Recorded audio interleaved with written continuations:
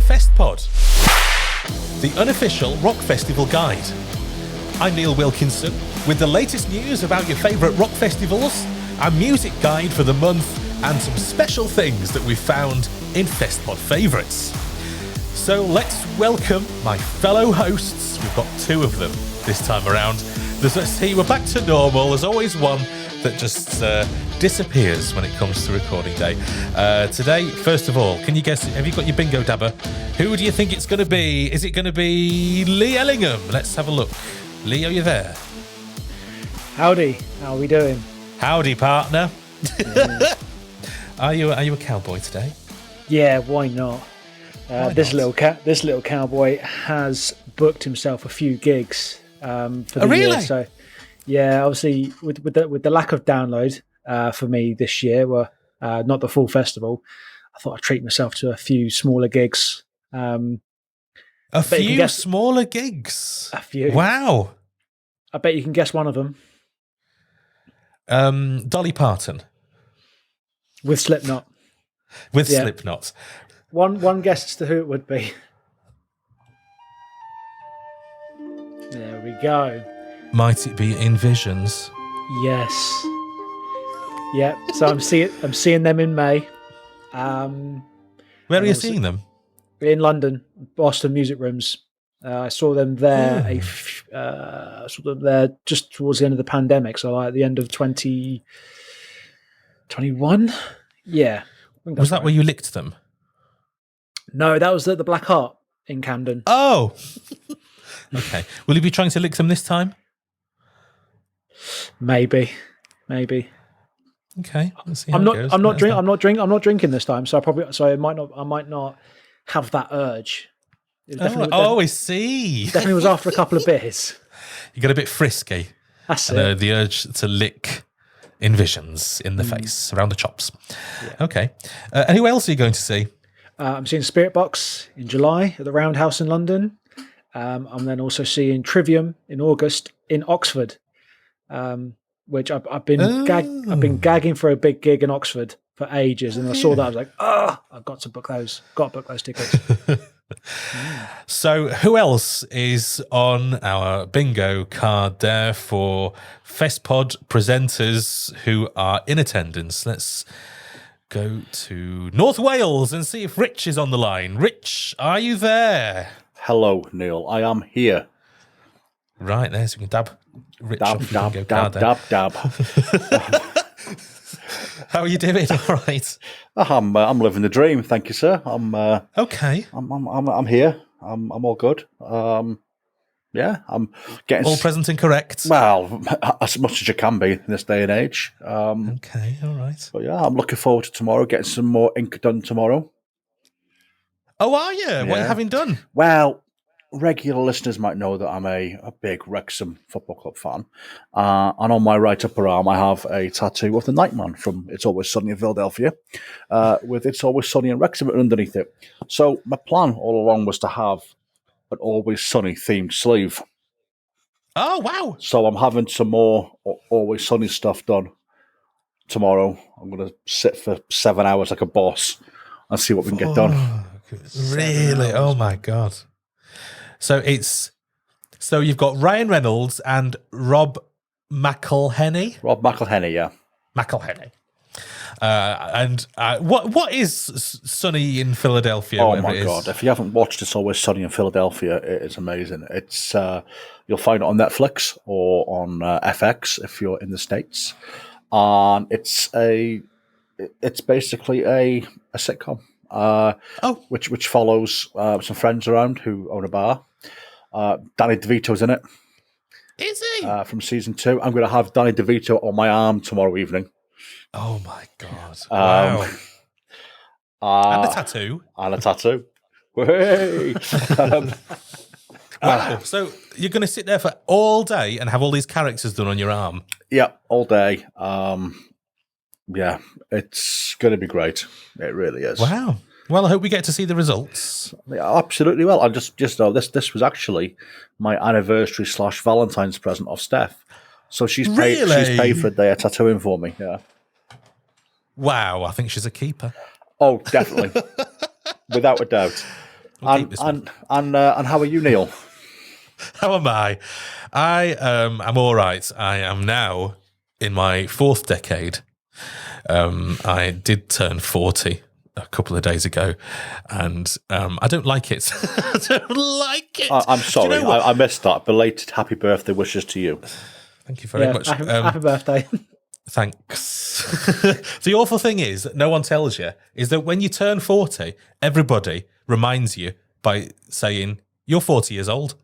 And they just keep going on about how 40 years old I am. You're 40, Neil. Yeah, I know I'm 40. Thank you. Thanks for telling me that. Every single birthday card that I received has the number 40 on it, just in case I forgot. So yeah, you've got that to look forward to, gents. Are you feeling kind of more back pain and knee pain already, or? It's funny you should say that. Yeah, back pain has arrived. It's a thing. It's a thing. I mean, I don't know if you remember listening to our recordings from Download Festival, but I did report that it was more difficult to get up off the grass. So that is also a thing nowadays. But I don't feel old. And I'm not old. It's a milestone, isn't it, in life to reach 40. And it's not one you look forward to, even just, despite people saying, oh, life begins at 40. Whatever. I mean, if it's any consolation, when I was a young boy, I remember everybody telling my mother that life begins at 30. So obviously, we've had a decade to where life begins. So that's a good thing, right? Well, you'd hope so. Anyway, let's move on from my age and 40. Thanks, and talk about the show Apollo 440. Are we going to talk about that? Thanks. Yeah, see, this is what happens all day. I was even given a balloon that said 40 on it again, just in case I'd forgotten. So if you're 40 and feel my pain, or even if you're not, get in touch with us on the socials or on YouTube by looking for Festpod.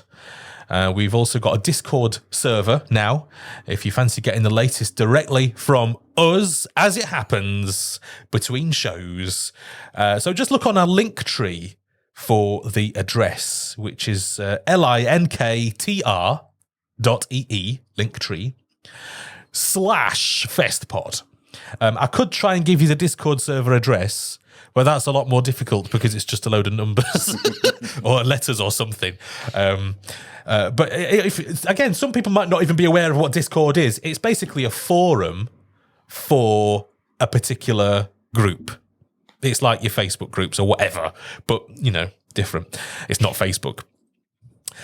So if you like the show and you are a regular listener, we are also now on Patreon. So if you would like to show your support to us, it'll all go back into the show and we'd be very grateful. We do also have some merch available on Etsy. Again, just search for Festpod to find it on Etsy.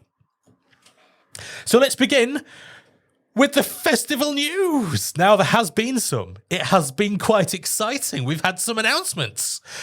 Now, we always start with Download Festival, and we may spend most of our time in the news talking about Download Festival because there has been so much. So, first of all, Download Festival has announced 40 plus new bands, it says here. So let's have a look at the bleeding lineup poster and see what's what. Now, have you spotted... who have you spotted in the lineup that has, tickled your pickle, as we like to say on this show? Who have you seen? So for me, Alter Bridge on the Thursday is massive. They might not be everybody's cup of tea, but I think they're such a good live act. And obviously with Alter Bridge being on tour with Hailstorm are also joining them. And I'm excited to see Hailstorm once again. And also, if we stick with the Thursday, I mean, Ginger, who doesn't like a bit of Ginger? Again, another great live act. So, just the Thursday straight away for me looks great. Who stuck out for me? So I've been keeping my eye on pretty much just the Saturday. Obviously, I'm only going to be going on the Saturday, but I'll jump to. So that's Friday definite first. now, is it? No, so I haven't bought my ticket yet. I have to wait. So I have to wait to the end of the month and pray, fingers crossed, that the tickets don't sell out or the day tickets don't sell out. So yeah, I'm playing with fire at the minute. You've not got a credit card, have you? No, that's the worst thing you could put in my hand. Oh, really? Are you sure? Actually, yes. I know where you're going with that, and yes, actually. And it started. Wicked. Oh, you might have aged a year, but your maturity levels are still down the gutter. Yes, it is. That'll never change. No. Yeah, no, my attendance isn't certain yet, which is a little bit worrying. But I was going to go back to the Friday and just start on there. Neck Deep have been announced for the Friday. That's a decent pop punk band. I call them pop punk. I don't know much about Neck Deep, so please don't shoot me for that. But they got Pup, Hot Milk, Epica, Smash Into Pieces, Empire State Bastard, who we spoke a lot about. Who we spoke a lot about on the last pod. Yes. So they seem to be doing the rounds in festival season. So they're on a few, aren't they? Yeah, so that'd be a good one for people to check out. Undeath, The Warning, and we don't know what stage they're on, do we? No. Empire State Bastard. That poster, the poster that's been obviously officially released, has literally just got the bands on those particular days. So yeah, we're still waiting for the stage splits, not just the days. Have you seen? There's been the what do we call it? The Clash Finder has been unofficially officialed. Someone has made one, although they've said at the top that it's unmitigated horse shit, was the quote. So don't trust it. But someone has guessed where all of these acts are going. Have you had a chance to see that? No, I haven't. Again, purely because Download haven't officially announced the stage splits, I didn't think it was worth having a look. Because, again, apart from the bands that are either the headlines or in bold, are still in alphabetical order.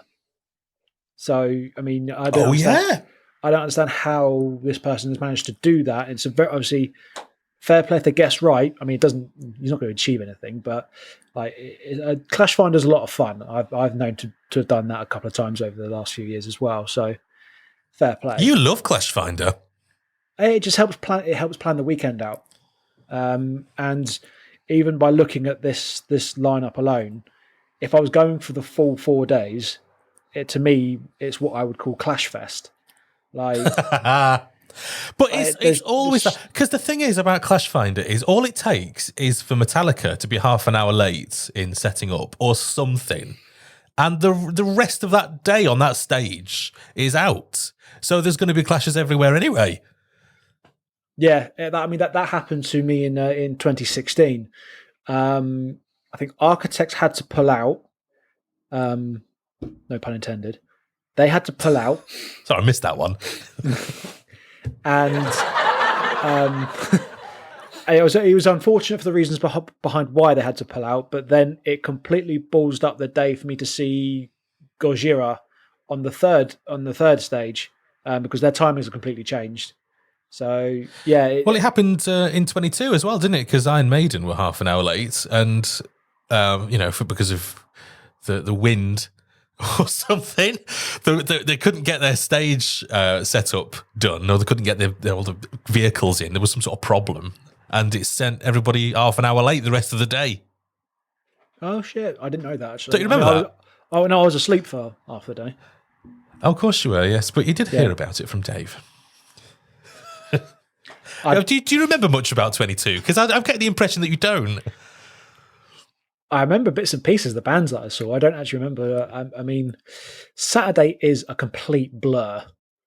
Yeah. I was having Sambuca with Rich. Yes, you were. Sambuca Man. Yes. Do you know what? I vaguely remember 2022. It's very vague. I Which remember is some weird of the because bands I that's the saw. most recent one of all of the ones you've been to. I don't remember anything from fucking 2019. That was that was ages ago as well. Thinking about it, Doesn't it feel ages ago? Yeah, absolutely. oh, Christ. So I'm looking forward to Placebo. I mean, some of these have already been announced, but I'm looking forward to Placebo. Ice Nine Kills. A lot of these I'm not actually that familiar with. I mean, I recognise a lot of names, but there's also quite a few I don't recognise, which is a good thing. I think there's less copping rock this time around, isn't there? Yeah, there is, and it's something that I think a lot of the Download fan base have been after for some time is to book the festival a bit differently and a little bit more. I don't mean it's disrespectful to Andy, but in a more modern, youthful way. However, we still have got 2 nights of Metallica, so yeah, that's true. But yeah, do you know the more acts that are getting added to this lineup, I'm really excited about this year. I am. I'm really looking forward to it, and the Sunday as well. We spoke about a lot of them, but Slipknot, Parkway Drive, Ghost of the Distillers, I Prevail, Electric Callboy, Behemoth, Hatebreed, just the top bigger bands there, all fantastic. And then in there as well, you got the Amity Affliction, Bloody Wood, Dinosaur Pile Up, Lorna Shore. I was going to say Lorna Shore there, yeah, as well, yeah. And it's like Green Lung. This is a good year for me. Yeah, absolutely. I'd rather see bands that I'm not familiar with as well, because I want to see the new stuff. I'm not that interested in the old stuff. I'll have some old stuff. Placebo, they're old stuff. I know Placebo, but I love new music. I love the new stuff. I love to find new bands. That's me, really. Which is why there's a lot of rock and metal festivals that cover older stuff, and we don't talk about them. We don't really do them because I just find it less interesting. I'm more interested in the stuff that is doing interesting stuff nowadays, and having a career at the moment. Am I being rude here? No, it's a difficult one because I like classic dad rock. Yeah, there's room for it. People of a certain age, like yourself, Neil, should kind of enjoy. No, seriously, I enjoy that kind of. I hate the term dad rock, but classic rock, classic metal. But there's room for the new breed as well alongside them, and I think that's what this lineup is this year for Download. I think it's probably the strongest, most mixed lineup I've seen for Download. Forget the 2 nights of Metallica, but even then, you've still got some decent older bands. And also, been going for years. We're not going to talk about Five Finger Death Punch because I can't stand them. But there's a lot of bands on there who've been going for 20, 30 years. Yeah, alongside bands who've been going for a couple of years, and that's exciting. And I think that's a good way to kind of really segue the old and the new. I really think it's important for Download to embrace new bands because, I mean, they're not that they haven't done, but they seem to be doing it more now. Because if they don't, then the festival will sort of die a death and become sort of stale, same old acts every year. Do you know what I mean? So I think it's great that there's bands on there that I've never heard of, and I get to experience them for the first time, perhaps listening to them in research or at the festival. I mean, Mom Jeans I've never heard of, particularly. I mean, I've seen them on posters, but I've never actually heard any of their stuff. So I'm just interested in some of these new acts that I can see there. I mean, you know me, I do my research every year. I go through the entire lineup. I try and listen to a few songs of every single band. just to, again, do what you say, try and find something new. And I end up finding, say, a favourite band like Spirit Box, who were due to play in 2020, but they were able to stay on the lineup in 2022. They were a band that obviously I'd never heard of until the lineup was announced for 2020. And now I'm seeing them in their headline show in London this year. And it's a good feeling finding a band like that, because you're taken aback by, like, wow, like, where has this band been? Yeah. And it is, isn't it? Because it's like it becomes your thing then, doesn't it? But you know, you take it to heart, and it becomes your passion that not everybody else has got. You know, I felt a little bit like that a few years ago with Sleep Token, because they weren't big then. They weren't like massive, like I would say they are now. Pretty much everybody knows who Sleep Token are, whether you like them or not. You've heard of them. And a few years ago, when I first experienced them, like, oh, I don't know these. These are good. And we'll be talking about Sleep Token a little bit later on, again, because we love to do that on Festpod. See, I haven't got a button on my side to start playing that soppy music when you mentioned Sleep Token. See, you've got the one for me when I mentioned Visions, but... Well, this one. That's the one. But I just think they're great. I just think they're great. But a lot of people are coming around to my way of thinking now. They're sort of entering the culture. You know, you see people talking about them that you didn't see talking about them before.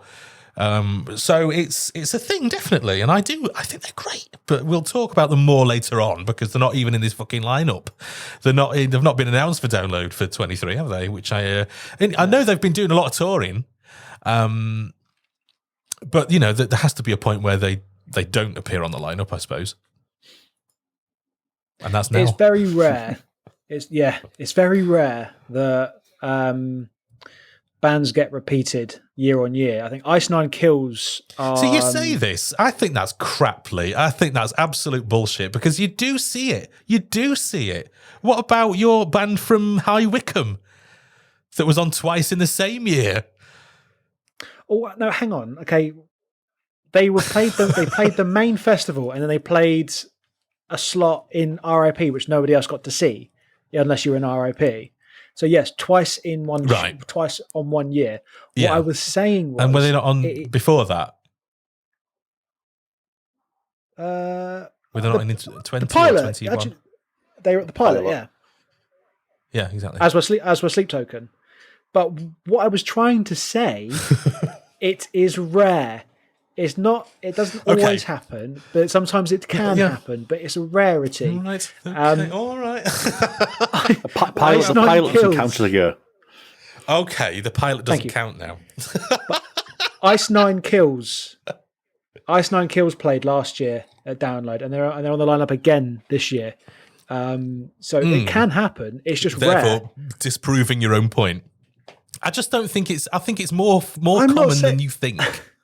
I'm not saying it doesn't happen. I'm saying it's rare. Yeah, it does happen. All right. Well, yeah, it does exactly. It doesn't always happen.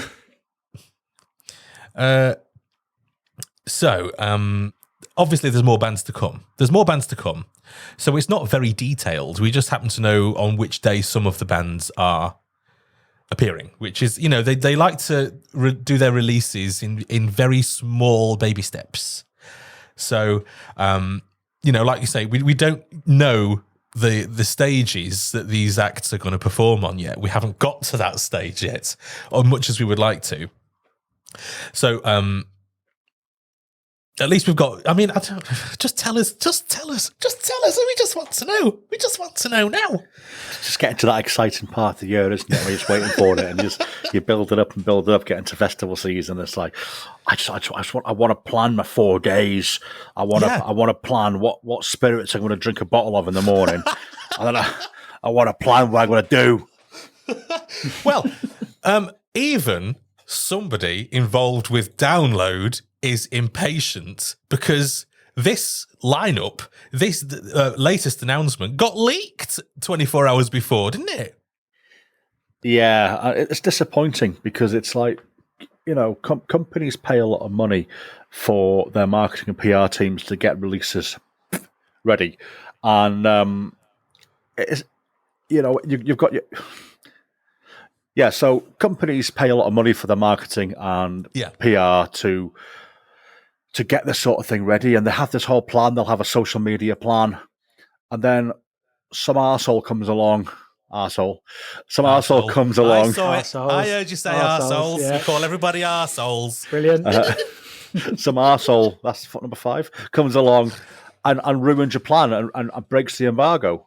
I mean, I get people excited. It happens in every business, every industry, but it's like, but I just don't get why. Is it just because I want to be the one to release it?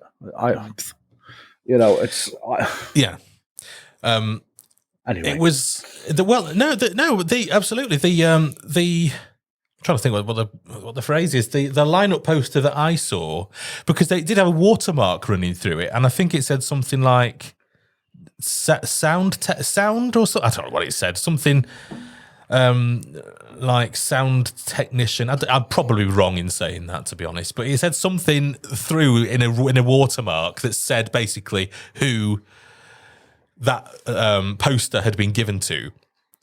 And I did read somewhere, probably on a Facebook group or something, that they put particular watermarks or things in places that they would be able to spot exactly where leaks had come from. So whoever has leaked this, I'm assuming they know who's done it. Well, it was Sound Talent was the watermark. Talent was the watermark on the poster that was leaked. But I mean, obviously that we're just going off what's leaked on the internet. I don't know for sure it was Sound Talent that leaked it, or whether it was somebody from the PR company. Who knows? There's probably a lot of people in that chain, isn't there? So we couldn't, from our end at least, we couldn't pinpoint anybody. No. But all I would say is it's bloody not on. And does this really bother you, Rich? It does bother me, yeah. And you've got me started now, Neil. You've opened the door. I'm going to walk through it. As I said, this happens in every industry, every business, right? I spent 10 or 11 years working at a rather large theme park in North Staffordshire. And like everything else that people enjoy, you get your kind of like your uber super fans, right? Yeah. Or the theme park geeks, as I call them.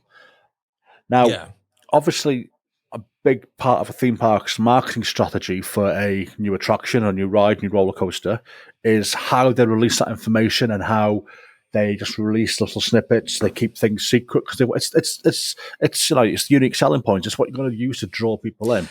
It's business information, isn't it? And then you get some jumped up little scrote jumping over the fence and taking pictures, or hiring a plane to fly over to take aerial photos of a development. And it's like, really? Can you not just enjoy? Before the internet happened, right? Yeah. You'd have a surprise and enjoy it.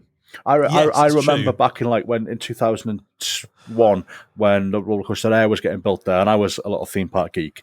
And it was the first time the internet was really kind of big for enthusiasts, and they were getting this information off it. Prior to that, it was 98 when they launched Oblivion. And I remember going to Alton Towers, that was a theme park, if you hadn't worked it out, with my dad when they were building that ride. The money they'd put into it in terms of having like actors walking around as security guards and everything was just, it was like, oh my God, what is this thing? And it drew you in and it wanted you to come back. It brought in money. You get some jumped up little punk, right? Ruining shit, putting shit on the interwebs, and you blow a marketing strategy. So it really affects, it really bothers me. Yeah. Thank you for indulging me. No, I'm interested. I'm quite, well, my example of someone who's leaked something is that a couple of days ago, I'm a Star Trek geek, right? I love science fiction, particularly Star Trek, The Next Generation, just love it. And there's a new series just come out called Star Trek Picard, which is all about Captain Picard, as was. And it got leaked.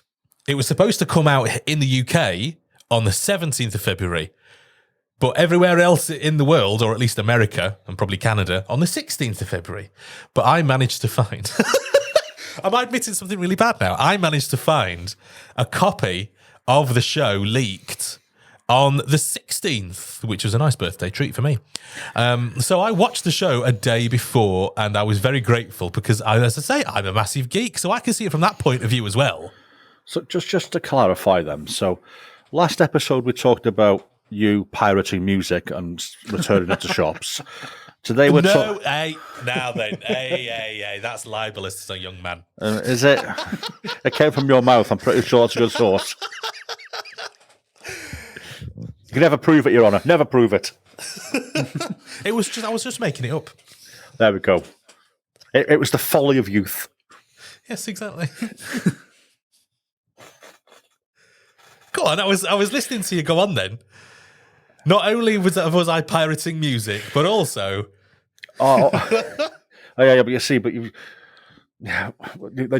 obviously acquired an early release. Well, it found me, you see, exactly. I wasn't looking for it. Nobody enjoys an early release. No, certainly not. Diddly.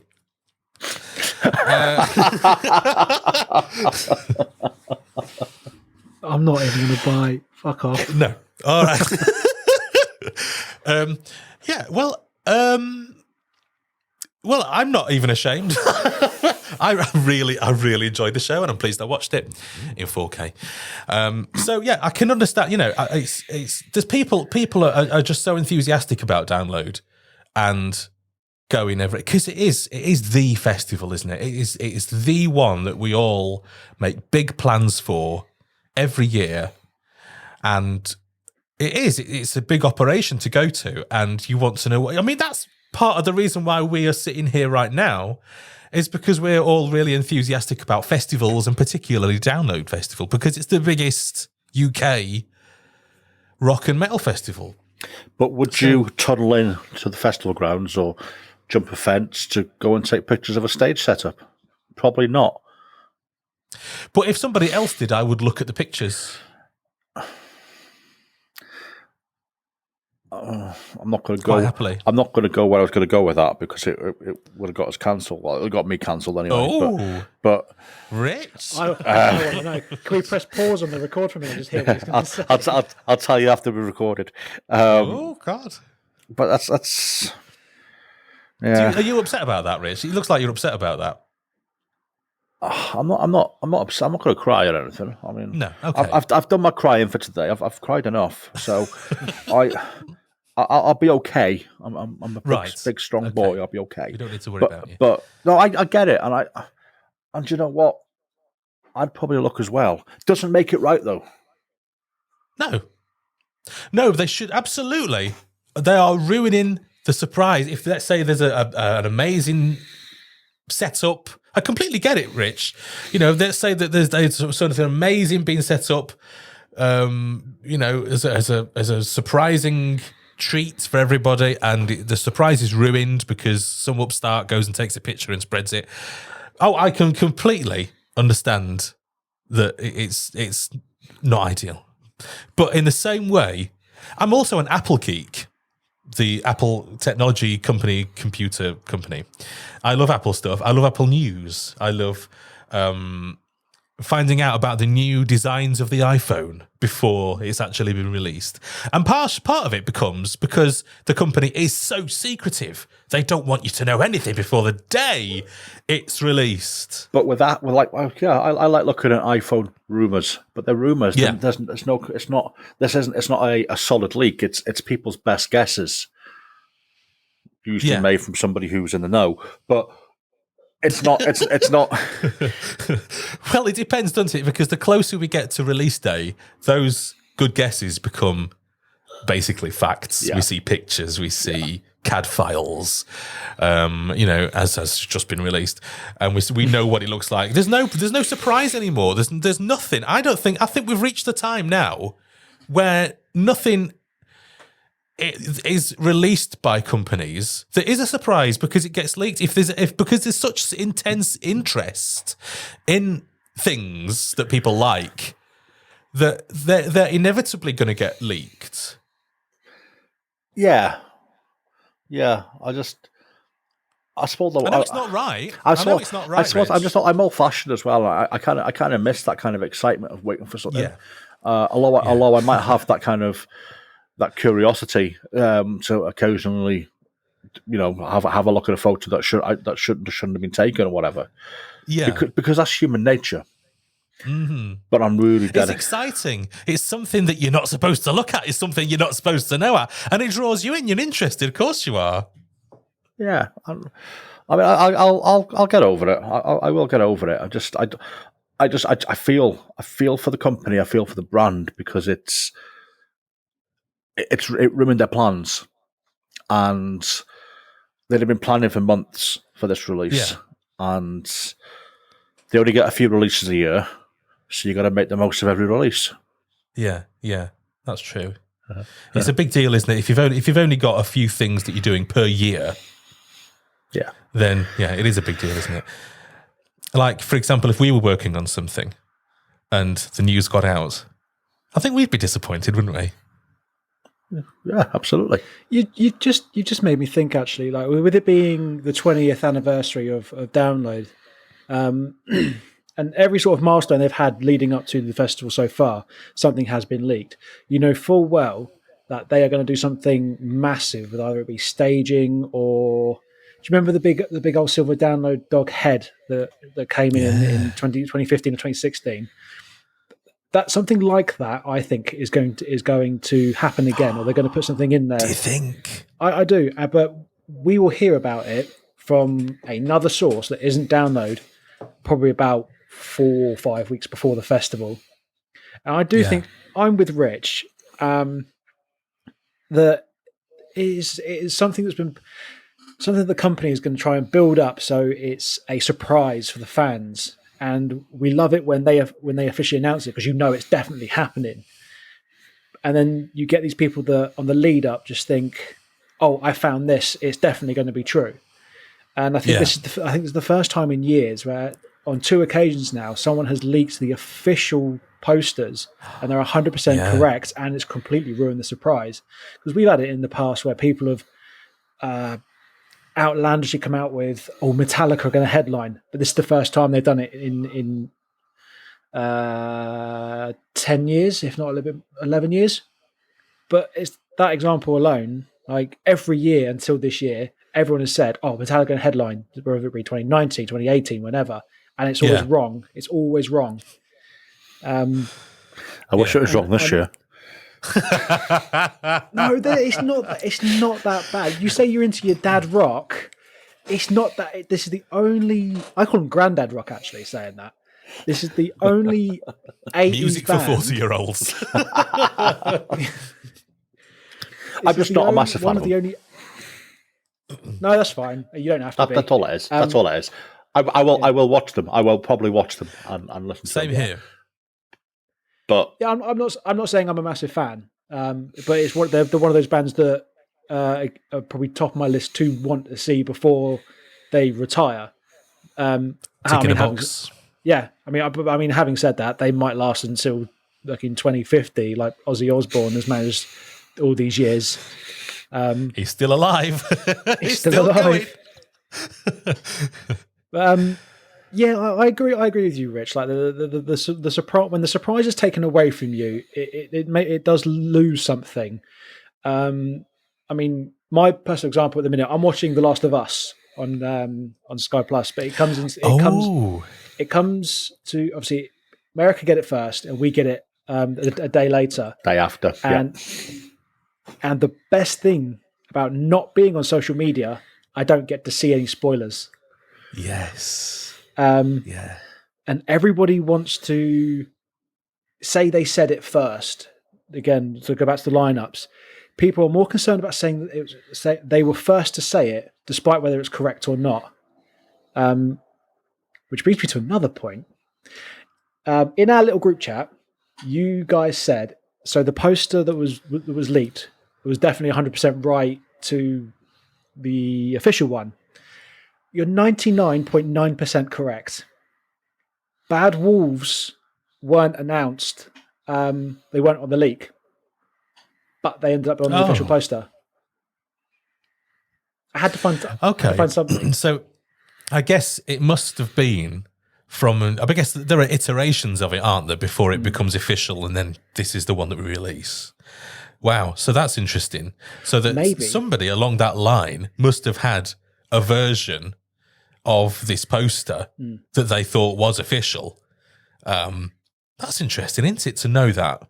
Maybe. I'm digging into something that's probably not there, but maybe Sound Talent had been given different versions, and this particular version that didn't have Bad Wolves on it was maybe pinpointed to one particular department, and then you start narrowing it down of who leaked it and who didn't. I sound like a conspiracy theorist here, but it just, Well, I guess that this is what they'll be doing at Download. They'll be trying to figure out exactly who had the poster, who, at what point did they receive it, who is this person, how long have they worked for us, and all of that to figure out, was it this person, was it that person? Because they don't want the leaks. They get really annoyed about it, don't they? I think they're trying to crack down on it now, aren't they? Yeah, absolutely, rightly so. I couldn't get my blatant to have it watermarked right across the poster as well. Fair play. I mean, like, I'd have probably put a hidden pixel in the poster somewhere or something.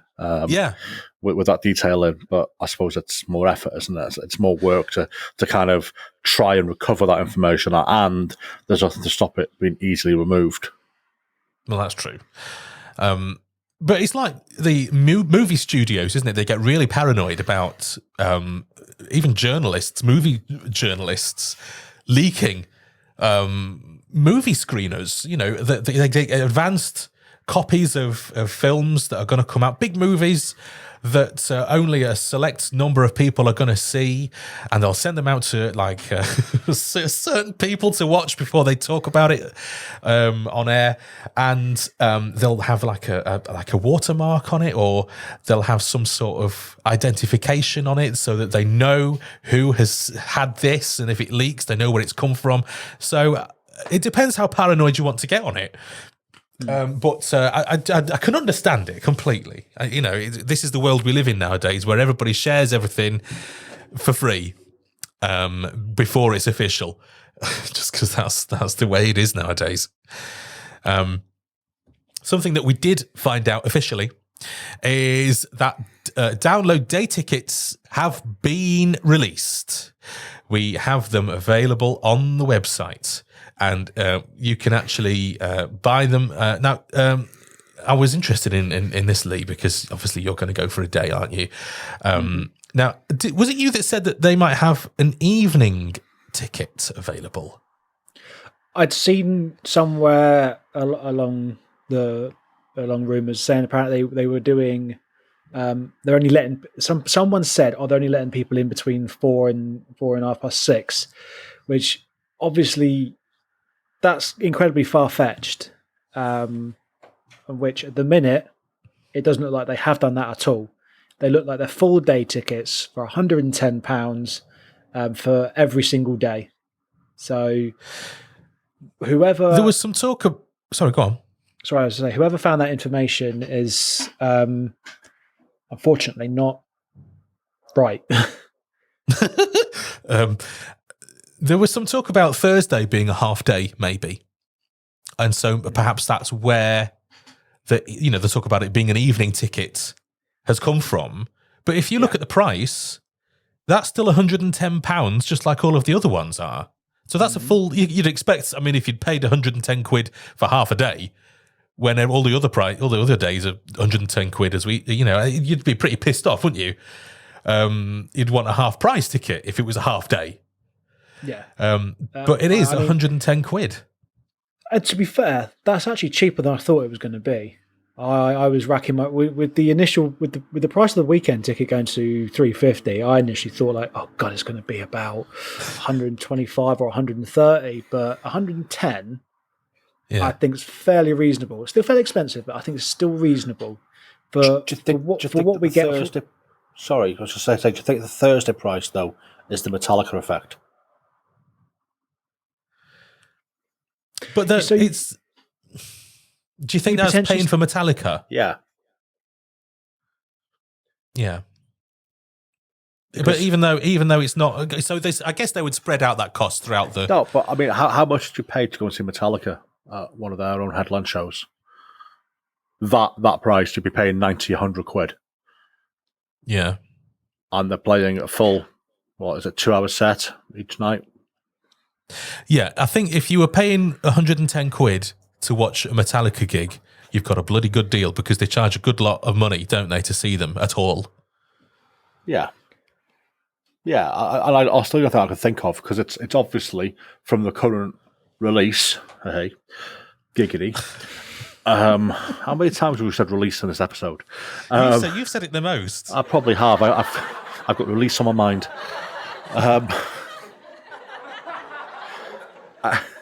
Looking at the current lineup for the Thursday, yeah, that's a half day. That's not. Yeah, there's not a lot on there, is there? That's not a full day. No. Which is what I think we all probably expected the Thursday to be, which was going to be a late afternoon and evening thing. But I think they could still justify charging the same day rate as the other days because of Metallica. And I don't even like Metallica, but I think that's you got to look at the market value of them and the draw that Metallica will have that day. See, I would agree with you if they weren't also playing on the Saturday. Yeah, but I don't know what I'm going to say to that. But I do know what I want to say to that. But it's hard to explain. It's like that's fine, but it's two different sets, and people have commitments. Some people can't do weekdays. Some people can't do weekends.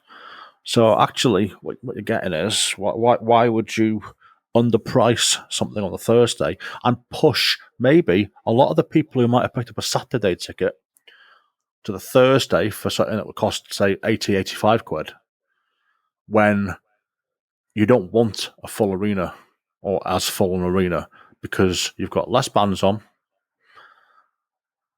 I don't know. That's just me thinking outside the box a little bit, but I think they'd like more of a split across the day tickets. I mean, looking solely at the bands that are playing on the Saturday and the Thursday, I mean, I'm almost half tempted to agree with you, Rich, that, yeah, the Metallica effect, yeah, big draw, big money draw. And the bands that are playing on the Thursday, Alter Bridge, Firefinger Death Punch, Hailstorm, Ginger, could warrant quite a high price. Especially, imagine you get those all in, say, a stadium show. Like that's gonna warrant a good £110, £120 ticket. And then if you go to the Saturday, there's a lot of bands that, and this is no disrespect to any of these bands because I love a lot of these bands. There's a lot more bands here that are not as, say, big or well known. That's a fair point. And I mean, maybe there's more lesser known bands for the Saturday to make up for the more well known bands on the Thursday to even out sort of the price. I mean, I could see that being true. I mean, I'm half tempted to agree with that. I don't agree with the premise of obviously having less bands on the Thursday for the same price, but at the same time, I understand that obviously the size of the bands that are playing Thursday could potentially weigh up the same as the smaller bands on the Saturday. It sounds horrible to say, and I don't like saying it because, again, some of these smaller bands are fucking incredible. And I'd probably favour them over a lot of those bands that are playing the Thursday. But, I mean, the bands that play Thursday will generate the higher ticket prices if they were having their own headline show. So, yeah, I mean, it's... You could be on the money there, to be fair.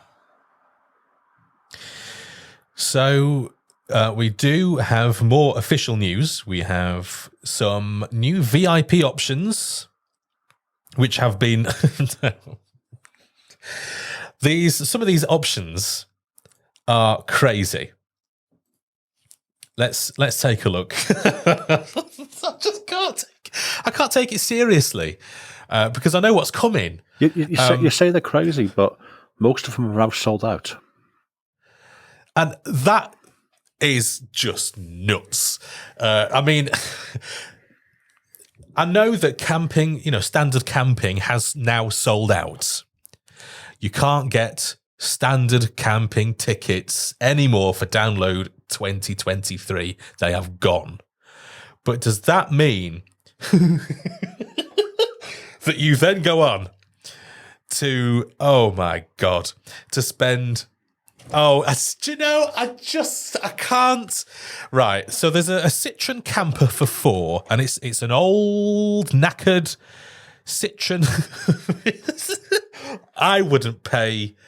Oh my God, they're wanting £4,000, right? So it's £1,000 each or something to stay in this knackered. Just look at it. It's made of wood. It's got oldie worldy pots and pans. I would hate this. I would hate to stay in this thing. It looks disgusting. Would you stay in this? For that price? No. I wouldn't stay in it anyway. I mean, do you know what? Yes, it's old, but I suppose that's the style, isn't it? But for the price they're charging, I wouldn't even look at it. Wouldn't even look at it as I walk past. No, I the price is just going to put me completely off. I love the sort of I love the rusticness to it. I love the words and everything like that. But £1,000. I mean, and you've got to share it with 3 other people.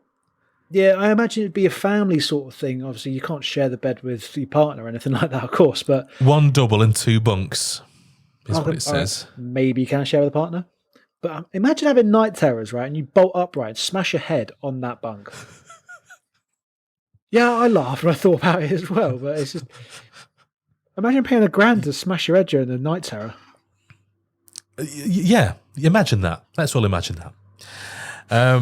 So the other thing, the other options that you've got, there's a fire truck as well. I'm having trouble finding that though. It's sold. It's gone. Yeah, once they're sold out, once they're sold out, you can't actually click on them and find out what they are. Really? What's this? Dino for 2. It's gone, hasn't it? What the hell is it though? I was guessing it was like a dinosaur, but. You sleep so you inside stay a dinosaur? in the dinosaur? Yeah, just cut it open and live in its inside. Be nice and warm. Yeah. Luxury campsite in Melbourne Hall. Again, sold out. Rock Retreat, Billy the Snail for 2. Luxury campsite in Melbourne Hall, sold out. You have got the Schoolie for 5 towards the top of the page. Okay. Yeah, so again, we've got a fire truck for 2. You can stay in a fire truck, I suppose. The Puma for 4. God knows what these are. Mahala for 2. The Schoolie, which is still available there. Now, when I saw the Schoolie, I thought it'd be a school bus. Well, I did. Like a yellow school bus. Sounds grab it up on screen so everybody can see, but it really isn't. It's just is it a tent? So it's a tent, but it's also got some kind of truck as well. I don't understand. So it's for 5 people. So I'm guessing some stay in the tent, some stay in the back of this truck with a. Oh no! Oh God! It's some sort of horrific. So it looks like a Morris Minor with a caravan attached to the back of it, and you've also got a teepee sort of style tent behind it. Oh my God! And how much do they? How much do they want? So it's 1 double and 3 singles. It's for 5 people. £4,240 each. I could not think of anything worse. I mean, oh no, not for me. Yeah. Would you stay there, Lee? No, I looked at that earlier before coming on, and I just thought it looks horrendous. I have just managed to find a link for the Dino for 2. It's incredibly disappointing. Really? It's in the chat. Well, show it's us. in the chat if you want to. It's in the chat if you want to get it up on share. Let's get it up. Giggity. So it's a 1 double, £2,680 gets you this disgusting 1950s sort of camper van. Oh, it's awful. Oh, look at the curtains. Oh, it's disgusting. No thanks. I mean, I don't know. Oh, I just can't. No thanks. It's horrid. Oh no, you won't get my ass in there. It's like if just imagine a camper van from the 1950s and how basic it is. And they're asking for thousands of pounds. I mean, horses for courses. Not everybody suits everything. I'm sure there are people out there who love this. Absolutely, I am not one of them. Personally, I would go to Bumble Campers and rent a modern camper van for something like, I don't know if it's £29 a day or something like that, and you get a really nice modern, it's got CarPlay, it's got, a proper stereo system, it's got a nice little kitchen at the back, and it's nice and simple. I would much rather do that than spend over $2,500 on this thing. But like I say, somebody must. They obviously think it's a goer. They've bought this in, and it's a thing. So it's So they're calling this thing a Dino, Dino, who knows? For two. So it's so horrible. After a night of after a day of a night of moshing, to come back to this, I don't think this is for young people. Myself, I think it's for older rockers. Do you think? Who do you think this is for? People like you, then, obviously. Despite how much I've just gone on for 10 minutes about how I hate it. Yeah, I don't know. It's usually me that picks on his age. I'm glad somebody else is having to dig it in for once. It's usually me that's picking at his age. I was letting you have a night off, mate, that's all. Thanks. I think there's obviously a market for this sort of thing because the others are sold really quickly. But with how much they're pushing the RIP and these extra options, how far does this go? What can they get away with? Yeah. Sleep in the back of Del Boy's van. £5,000. I'd rather do that than sleep in that Dino. Okay, all right. Well, that option is still available. If you're looking for options to stay a download, that is still there. Shall we move on from download and talk about a different festival? We've got 2000 Trees announcing their day tickets for the huge price of £36 for evening tickets, which I think is all right, to be honest. £65 for full day tickets, which again I think is all right. That's like half the price of a download ticket, and I bet you could have just as much fun at 2000 Trees. The thing that I noticed with that as well is so we'll talk about so they've announced a few acts that have been day split. And funnily enough, some of the bands that are playing download are actually playing 2000 Trees. Really? You've got so I'll go through the full list, and I'll mention the ones that are actually at download as well. So for Thursday, the bands have been announced for Thursday so far. You've got Skindred, the Bronx, the Wonder Years, and So I Watch You From Afar. That sounds weird. Bob Villain and Kid Capici are both playing download. Wow. And then on the Friday, you've got Rival Schools, Empire State Bastard, who are again playing download. Who are playing download. Cancer Bats, Joyce Manor, and the Excerpts are all on the Friday. And then on the Saturday, the only confirmed headliner so far for 2000 Trees is Frank Carter and the Rattlesnakes. You've got 100 Reasons, Def Havana, who are doing both a main stage and an acoustic forest set, which is they're like a little big wooden stage in the woods, which does look really, really cool. Pitch Shifter, Holding Absence, and Loathe. Those are all the bands that have been announced so far. We've all had day splits for 2000 Trees. You've still got the lineup is still pretty big. Yeah. my biggest draw from that was there's 300 tickets per day. So if you want them, be quick. I know I do, but I'm probably not going to be quick enough for them. You wanted to go for this on a day ticket, didn't you? I want to do a lot on a day tickets at the minute. There's so many good festivals that have got so many decent lineups this year. Yeah, it's annoying. It's a really good year, isn't it, for festivals? Yeah. Yeah. What's the capacity for 2,000 Trees? Do we know? No, you're asking a question. I will find that out momentarily. Because it looks like a fairly big festival, actually. It isn't capacity. I'm going to make a guess at. I'm going to say 7,500. Oh, that's not big at all, is it? That's what she said. It's only a little one. That's definitely what she says. I'm completely off the mark. It was 15,000. 15,000, so twice as big. Twice as big as what I had. Okay. All right. But yeah, I mean, it's a decent for a fest. So for the acts that have got announced, that some of them are already playing download. Yeah. That's a fucking good price, and I know it really is. full weekend tickets are about £190 as well. So that's amazing, isn't it? So that's only another 80 quid off of a single download day ticket. Yeah. And I would happily, if I lived closer, I would be all over this, certainly for a day ticket.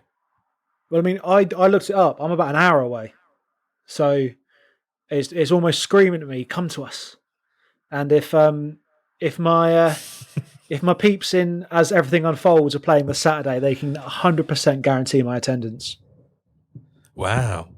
Do they know who you are? Oh God, no, probably not. Oh, right. Why would they? I don't. Because they're your High Wycombe homies. They are my High Wycombe homies. I don't even know if I've ever met them. But are you in their DMs? I did message them on TikTok, You've slid in their DMs, haven't you? I messaged them on TikTok the other week because Charlie, the lead singer, she did a post regarding, obviously, the new track, Ultraviolet. And I asked if they had anything in store for the rest of the year apart from 2000 Trees Festival, and said, watch this space. So they have got something planned as well. So I'm keeping my eye out for a headline gig. Oh, really? So, so you are in their DMs, basically, and you are in touch with them. I just wanted to know if you love them as much as Envisions. I mean, long story short, not as much as Envisions, but maybe. But yeah, I've slid into the DMs just to, see what's what. Yeah, so you've played this before for this lot, yeah. Just to see what's what. Okay. Right. Well, that's very interesting. So ArcTanGent, the next festival along, has announced day tickets the same price. £36 for evening tickets and £65 for day tickets. I'm interested to know what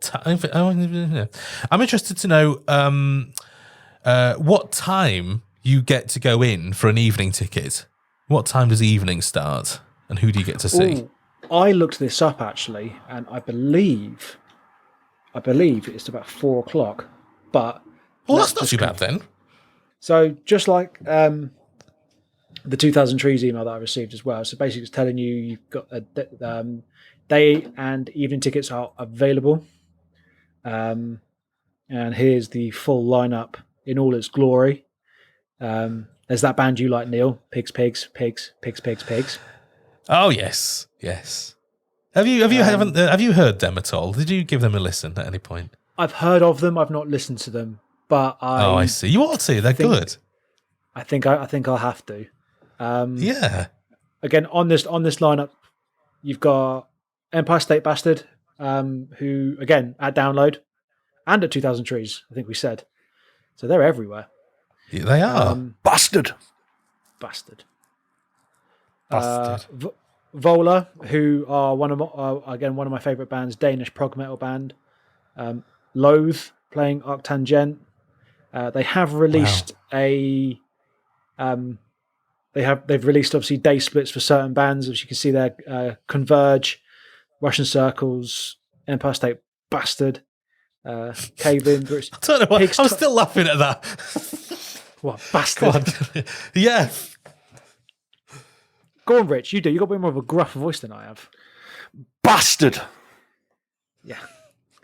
And it never clipped. I was looking at the levels as well. It never clipped. It's very good. Professional, is it? Professional. I was fade wanking at the time. So. Sorry, radio geeks as well. Sorry, carry on. The pigs times 7. So have you written that?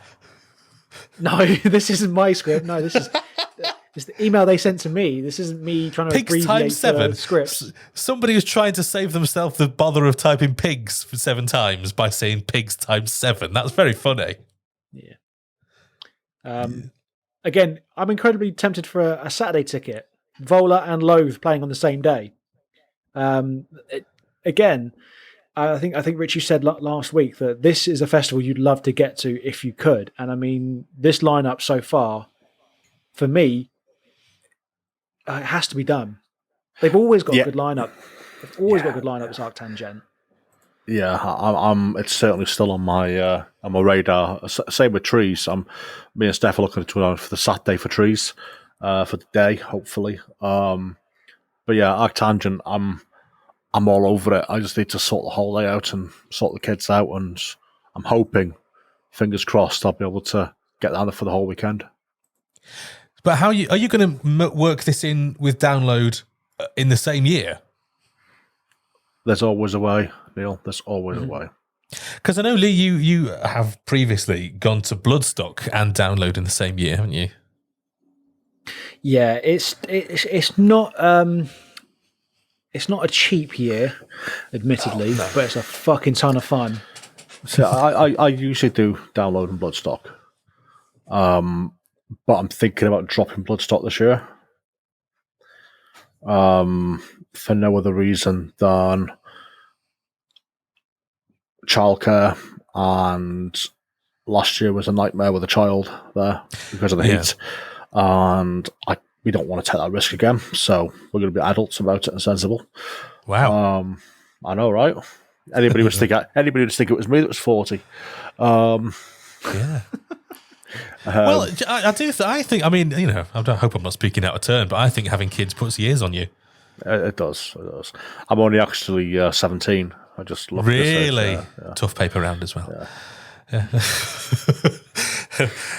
So ArcTanGent, not 2000 Trees. Rich. Yes. Yeah. So I would like to do Trees for the Saturday for a day ticket. Oh, okay. And then I'm looking at ArcTanGent for the weekend. Wow. Oh, God, that sounds exciting. But we'll see. But it's great as well because Steph doesn't really drink. So she's just like, yeah, I'll drive us to Trees and back, no problem. She really wants to go. So yeah. Well, wow. She wants to drive, which she can do. Yeah, exactly. Now, back to Download for a couple of stories, sort of slightly removed. We've got, I'm not sure if you're aware of Circular Camping. We have covered them before on Festpod. They are it is a company that is associated with Download, and they provide ecological tent hire and equipment hire and stuff like that, don't they? It's a kind of, for people who are more sort of, who don't mind. Green, yes. Yeah, they provide you with a ready set up tent that is pre-used, but obviously it's clean and stuff. And they give you like a chair and bits and bobs that it's quite a nice, easy way of going to Download Festival without having to bother about carrying all your tent and all your gear, like a chair and stuff. It's certainly a consideration up with the trek, isn't it? That if somebody wants to set up a tent for you, leave a couple of chairs and whatever there for you, then that's happy days. Oh, of course it is. Yeah, I used to hate that walk from the car to the campsite, especially when, you know, you've parked up, you're walking in, you don't know where you're going, you're just hoping to find a space that's not shitty and next to a bunch of dickheads. Plus, you've got to set up, I sincerely don't miss doing that. I'm quite happy in RIP. Thank you very much. I think that goes for all of us, though, doesn't it? Really? Yeah. So they are in eco camp. That's circular camping and eco camp. So you do need an eco camp ticket. There has been a little bit of confusion about exactly where and how to get into circular camping. But basically, all that information has been corrected now. So if you go on the circular camping website or anything to do with circular camping, the information there is all straightforward, and if you got any questions on it previously, they should now be answered with the changes that have been made. It's everything between download and circular camping now matches. And if you do happen to be booked in with circular camping, but you don't have an eco ticket, Download have confirmed that they will swap people over to eco if they get missed out. So you can get in touch with people and get things sorted out, just to clear that up for everybody. Now, Linkin Park have... we were talking about this. I don't know if it was last episode or the episode before, but we were talking about Linkin Park and how that there was some sort of rumbling about something happening. And lo and behold, a previously unreleased track called Lost finally got released into the world. It got its full premiere on the 10th of February. And it arrived shortly before the 20th anniversary of Meteora. Now, I don't know if you've had a chance to listen to this track, but I think it's amazing. I think it's great. I think it's quintessential Linkin Park, and of course, it's got Chester on it. You know, from 20 years ago, it's just incredible. It's a little bit moving to listen to it. I know a lot of people have been emotionally moved to hear this track. What do you reckon? For me, again, like I said, it's Chester.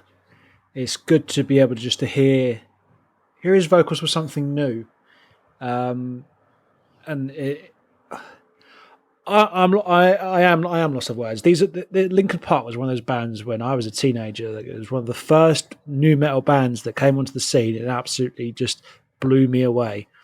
And the sound changed a lot, I think, in a good way. They released a lot more tracks with this sort of sound to it, Numb, Breaking the Habit, but they were all such powerful songs. Lyrically, the thing that upsets me the most is if I know we were kids, but if we actually just listen to the lyrics of a lot of his music, you can hear the man is in pain. Yeah, and this is one of those tracks, and you just think, I wish I could have helped you. But going back to just this song specifically, it is a lovely song. I watched an interview with Mike Shinoda saying, and they was asked, why didn't you put it onto the Meteora album? It's such a good song. His explanation was that it was very similar to Numb, so they didn't want to have those two tracks sort of obviously bouncing at each other. I mean, I can hear that actually. The track list had already the track list already filled up, so I think they released like 12 songs on that, and that was number 13.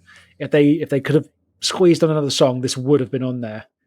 But it is such a treat to be able to hear new music from Linkin Park after Chester is no longer with us, and after the band haven't played it for so long, and after 20 years after Meteora being released. It is mad, isn't it, how this track has been hidden away for 20 years. All finished. I don't know if it was finished, actually, but it was certainly recorded. It was, yeah. During that interview as well, Mike Shinoda did say it had been mixed. Again, like you say, it had been completely finished. completely everything had been done. It was just the fact that this was song number 13 out of probably about 20 songs that they had written, and it was number 13 that if they had done 14 tracks for the album, it would have been on the album. I mean, I'm just looking. Sorry, go on. We might be saying the same thing. I'm just watching the video, and the artwork is just it's so Linkin Park. The anime or manga or whatever the art is, I'm not too clued up on the sort of the art, but yeah, it's a bit of a mix, actually, isn't it? Yeah, it's a beautiful video. It really is. It really is, and it looks like they've somehow managed to put the band into an anime cartoon. They look sort of animated up, but it's great. I mean, what do you reckon, Rich? So it's a beautiful music video and it's a beautiful song, and it was so emotional hearing it when it was released, and it just. I'm a weird one with death, especially when it's like a celebrity or a band, or it's like what Chester was the first real kind of celebrity, if you like, that his death affected me, and that it was so crushing, and having suffered issues myself, to kind of to kind of know what he was feeling and how that would have felt. It's hard, and hearing this and hearing it again, whereas I have Linkin Park on rotation all the time, but to hear something which nobody's really heard before or that much of, then it brings it all back, and it makes you think, shit. I wish this wasn't real. I wish that he'd got the help that he needed, and I wish that we'd all. And you're right, Lee. I wish that we'd all taken notice of his lyrics more and actually looked at the meaning behind them. Maybe somebody could have reached out. Yeah. I mean, I'm pleased that we do finally have this track, despite where it's come from, because it's like a piece. It's like getting a piece of him back. Really great to have this extra track. Now, Enter Shikari have released a second track from their upcoming record, A Kiss for the Whole World. It Hurts. Now, I don't know what I haven't bought a record for years, but it does say record here. I suppose the modern thing would be to say a track or a... No, I don't know. I still say record. Do you really? Yeah, I do. I don't like the word album. That's why I didn't write it in. So you don't like the word album? No, I think the wording of record just sounds better. It means the same thing to me. Oh right, okay. But it sounds cooler, I think. Oh really? Okay. Have you ever actually owned a record? As in a piece of vinyl? No. No, you haven't. No. Okay. The problem is, I want to get some sort of vinyl, but I've got nothing to play it on. I know we've had this topic. We've spoken about this topic before, where even if you buy it, you don't have to play it. You can put it on display. Yeah. I know I've got some blank spaces on my wall, but I don't know where I'd put it. Do you know what I think it's worth buying just for the album art and to have that? I think it's a cool thing to have, just to put up somewhere, like your favourite bands, because they put a lot of effort. Because it's not like, I remember a lot of vinyl being just black with a label, in the middle of it, But they make a lot of like colourful stuff now, and they make a lot of nice album. There's a band that I mentioned earlier, who have got a new album coming out. Little band that we mentioned earlier, some hometown homies of mine from High Wycombe. Yeah. They've got a new album coming out. Have they? We spoke about their track Ultraviolet last week, or last time, sorry. And the album, the actual record itself, is white with almost like paint splattered purple or violet. It looks class. It looks really, really good. See, that's great. I think just to put that in a frame maybe and just have it on the wall in your lounge or in your hall or in the toilet or something. I just think it's a cool thing to have as a music fan. I just don't know where I'd put it and how it would go with the aesthetic of my house. Obviously, you can see my back walls, back walls like leaves and stuff, hence the dinosaur. Beatrice needs something to eat and she's got the leaves on there. She's got leaves on the back wall. Oh, there's logic. Right, I see. Okay. But would the dinosaur not also like some music to listen to? Do you know what? I've not asked her. I might ask her later, see what she thinks. Yeah, I think you should. I mean, she looks like a bit of a nut. She's wearing a Star Wars cap as we speak. And she's surrounded by Lego, so yeah, maybe she likes some music. I'm sure. And as everything unfolds, I'm sure would be to her taste. So we were talking about Enter Shikari somehow. We managed to get there, but right. So Enter Shikari released a second track from the upcoming record, A Kiss for the Whole World, and it's called It Hurts.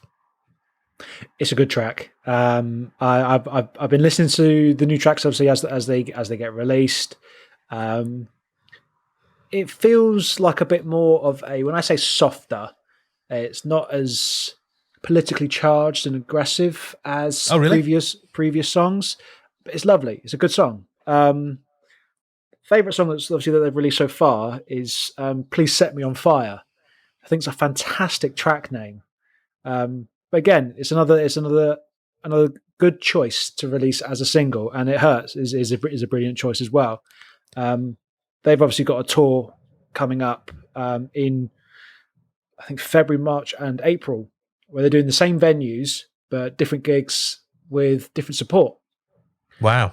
And I was unlucky; I was not fortunate enough to get a ticket for the March show, which had.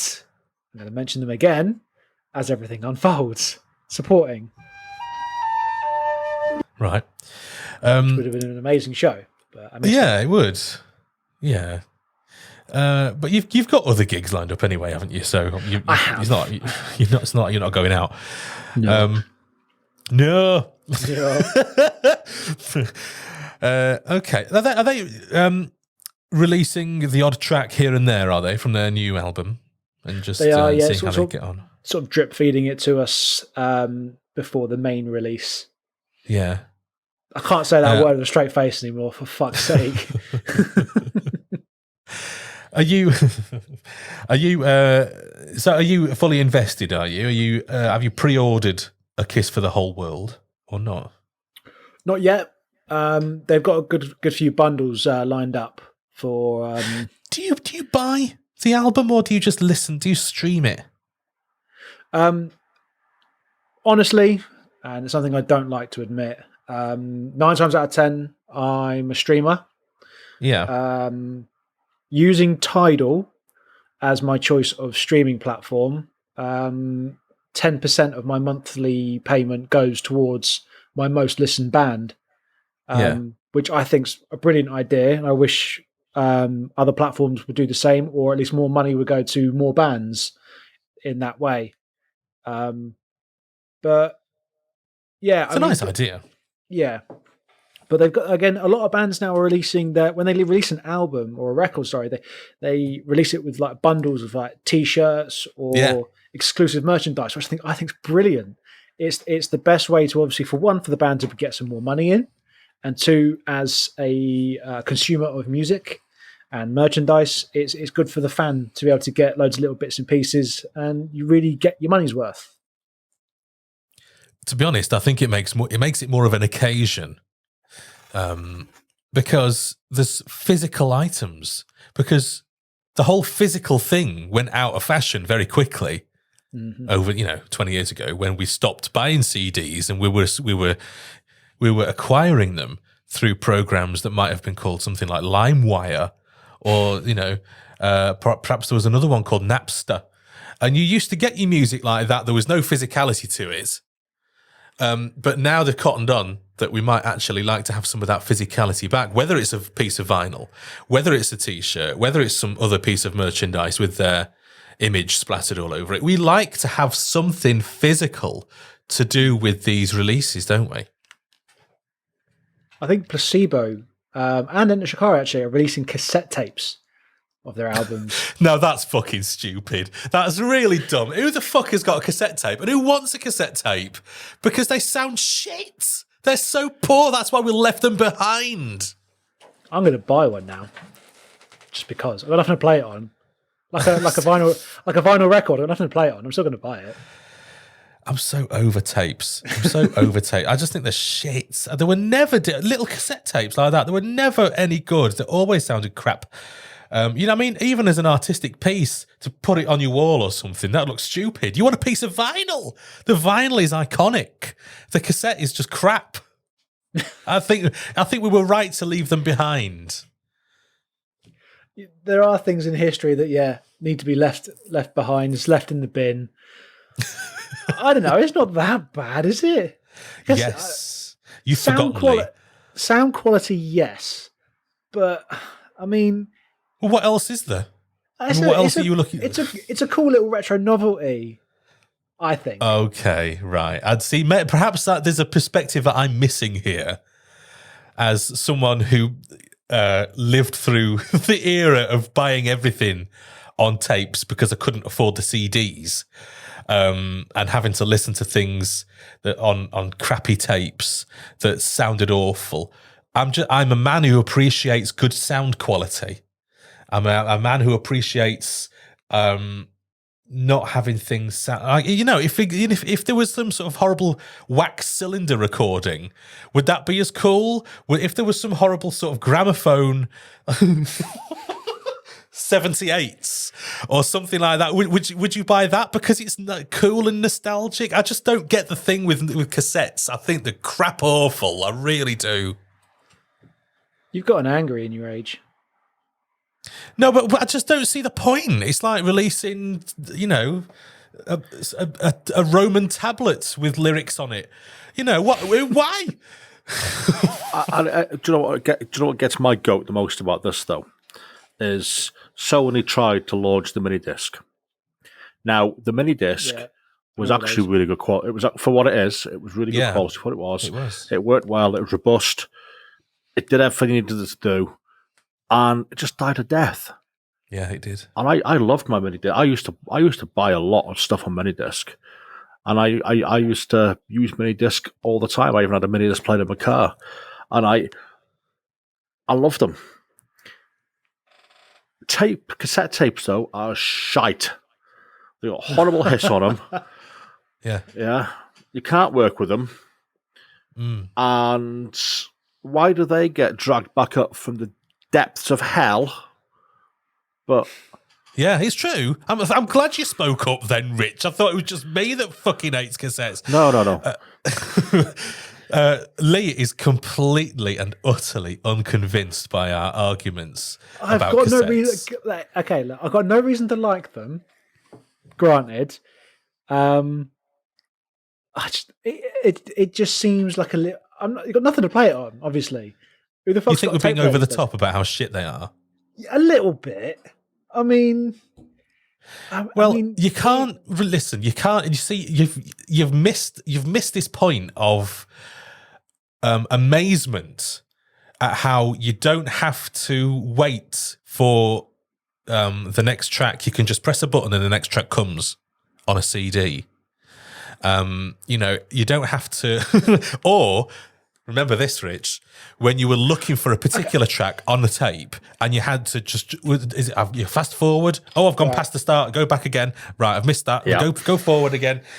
It was a fucking pain. It really was. I think as well, maybe I should have said this at the top of what I was saying. I have had experience with cassette tapes. So I do know what you're getting at when you got as a child. When you yes. Granted, I was about, I think the first tape I remember having was probably Spice Thomas Girls. the Tank Engine. Okay. Spice Girls. Yep, right. And when you were 6. Yeah, again, my ears probably weren't as attuned as they were going to be. Do you remember what was it? The album? What was in the album? As it what? The tracks? Was it the album or was it a single? It was an album. Oh, so Spice two sides. Spice Girls, two sides. Yeah. Starting with "Wannabe," so you'll be there. Yeah. See, to become one. I bought all them on single, and I've still got them. But I did buy them on CD. Oh no! Again, because fuck tapes. Yes, again, I did too. I had I don't remember. I had a Spice Girls on tape, and then as it evolved into CD, I got it on a CD as well. I'm along the same line of generation as you. You're only about fucking 7 years older than me. Well, you wouldn't think so, the way you go on about my age. But because it's funny. You took the piss out of me for being young last week. You took the piss out of me being young last week. Yeah, before you were born. See, I think that's funny. You don't know you're born. Well, it's the thing is because you don't have the same despising of cassettes that I have, and I find that weird. That you just you're okay with cassettes. They're all right. They're all right. Like maybe that's it. Maybe that's it. Maybe it's not that I like them. I haven't got a reason to like them. Maybe I'm just not as passionate about my disdain for them as you are. Well, I mean, I used to buy, because the thing is, when I was, let's say, 10 years old and I was just getting into music, you'd go into music stores and the album you wanted, or the compilation that it would have been usually at the time that I wanted, was available on CD and cassette, mostly. Yeah. I think we were mostly past vinyl by that stage, sort of early 90s. So you didn't really see much vinyl around. It was still there, but not much of it. So you mainly got a dual release CD and cassette. Let's say, I mean, you must know the compilation album. Now that's what I call music. Mm-hmm. Yeah. So I think the first one I bought must have been like Now 24, back in about 1993. And I bought that on cassette. And the CD was there. I don't think we had a CD player. Eventually we did get a CD player, but then I didn't buy the CDs because they were more expensive than the cassettes. The cassettes were cheaper because they were flimsier, they were crapper. But it's like going from VHS to DVD. That movement passed. Do you know what? Tell you what, that's a perfect way to look at it, because we went from tape reels in massive plastic containers to just discs. Mm-hmm. Oh, what a world! Probably easier to understand. Yeah, I know. Yeah, exactly. What a world! What an evolution! I'm sorry, I switched off. I was just looking at what was on Now 24. Yeah, go on. What was on Now 24? Okay, so it's interesting. With Shania Twain is still the one. Janet Jackson. Shania. I don't know if that's right. See, this is 1998, so I'm thinking probably you were too late. No. You need to drop some numbers. That's not Now 24. No, that's not Now 24. I'll tell you what now, because it's actually in my computer. Because that's what I do. My library, there we go. So Shania Twain was definitely late 90s. So we've got Ugly Kid Joe. We've got Lenny Kravitz. Sub Ain't No Love, Ain't No Use. We're like 1993. Snow, Informer. Depeche Mode. Oh my God, Brian Ferry. Lulu, Genesis, Faith No More, Hue and Cry, Simply Red. We're going back a long time. Lee was 3 years old. This was 93, yeah. Yeah. I still remember some of those bands. You've mentioned a few bands, and I'm like, fuck me, some of them are still going. Ultravox. I mean, there's some bangers. There's some real bangers. It was a good compilation, in fairness. It was actually, it got played a lot in my house. I'd still listen to that now. 2 Unlimited. No Limit. See? Do you know what? You can play that at download and get a lot of people dancing, I'm sure. Yeah. Do you know what? So, we should just stick this on cassette tape. I can, but download. yeah, fuck CDs. I will. CDs. We'll get a couple of bottles of Sambuca on the go, and we'll have a boogie. Do you know what? I like that idea, Rich. That sounds like a plan. That's what you're going to do in RIP in this year at Download. You're gonna find this album and just blast it out of one of your cars or on a boombox or something, and just down Sambuca and go mad. I'm thinking about bringing my mixer and my laptop, and we'll have a proper little party. Do it. I like this. I like the sound of this. Now, there's something unexpected potentially for you listening. Would you come to a live recording of Festpod as a member of the audience? We're thinking of doing a Festpod tour of sorts, and we're interested to know whether you'd come along. Now, this is purely at the ideas stage at the moment. This is by no means decided upon. It's just, I don't know how it just sort of came about, this idea. It would be obviously us doing the show and you watching. Us do the show in the same place rather than in different parts of the UK, hopefully. And we think it would be a lot of fun. You'd be in the audience, obviously. You'd get to meet us and see us record an episode with all the mistakes, with all of the bits that we'd rather we hadn't said. And we think it'd be a lot of... This could get dangerous, couldn't it? I need to find some kind of filter for myself, and I think we all do. Yeah, well, I mean, it's quite a number of years since I was last on live radio, coming out of live transmitters, so that filter has gradually eroded away, especially working on this. I say a lot of words on this that I would never say on the radio. So that filter, yeah, you're right, it has sort of, I think it's probably changed. It's not what goes out on this that bothers me, it's what gets cut out of this that bothers me.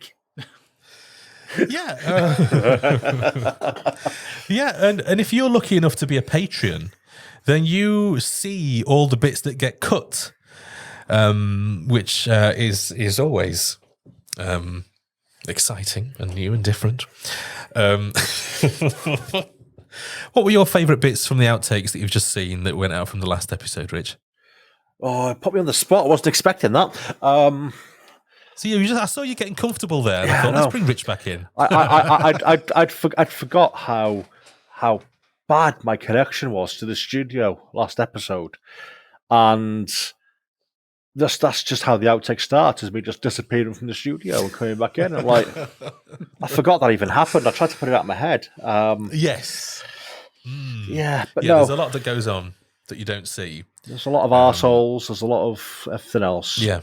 We say arsehole a lot, apparently. According There's to a lot of we don't say it that often. I don't know. No, I don't think we do. I did ask Dan, Top Painter Dan. I did ask him, like, that was your main takeaway. And he went, no. Of course it wasn't. No, the festival's really, really good. You had a lot of good things to say. I was like, okay, good.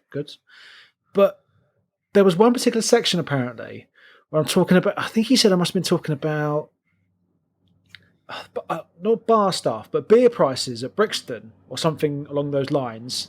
Right. And their arseholes were charging too much, or venues taking a cut of people's merch. Right. Yeah. Okay. Apparently, I said the word arsehole quite a lot in that little section, and that was his main. Really? I don't remember it either. I need to look back. I don't know about that at all. I didn't pick up on that at all. Maybe the potty mouth is just so bad on this show that we just don't seem to pay attention to the arseholes, the fucks, and even sometimes the cunts. It's just. See, I think I've got a pretty good. See, having worked on radio in a live studio for a number of years, you become hot on this sort of thing because you can be punished quite severely for bad language going out on the air. You've got all kinds of people listening. You've got kiddies listening. You've got people who just don't like bad language, and you just can't. It's against the Ofcom rules to swear on air. And there's certain things you've got to do, and it's a whole thing.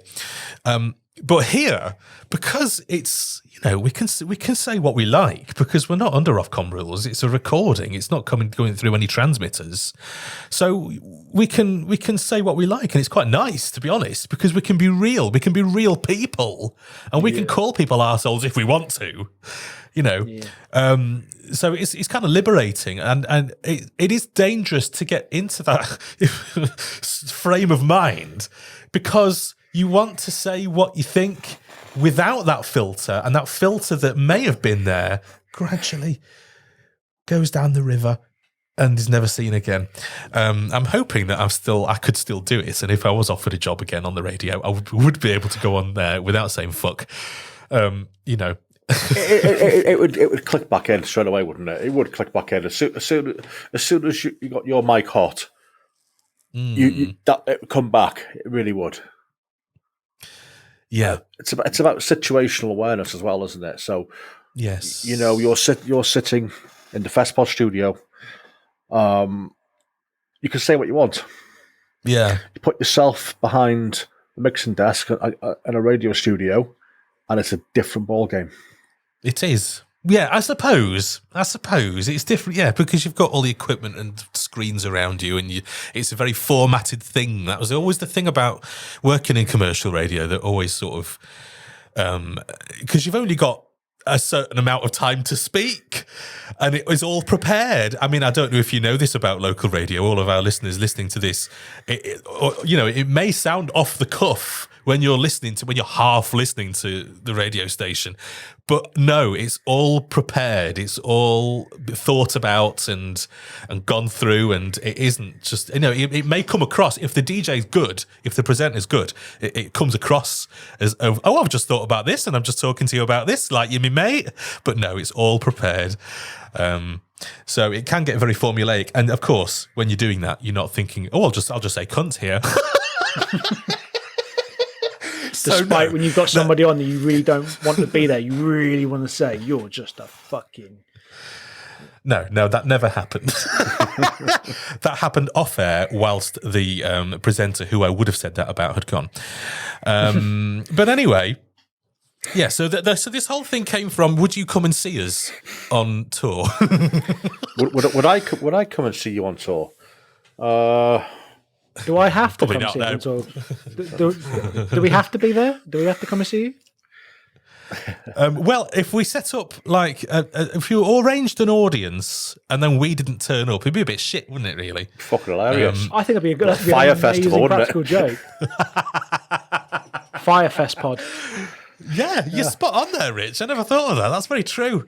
I think it's a great idea. I'd love to do this, and there's obviously, I just said, it's very early days in the thought stage, and obviously, if people do respond well to this, we do it. Then there's a lot of logistical planning that needs to go into it. With this being all around the country and everything, with different responsibilities. Because let's not forget, this isn't our day job.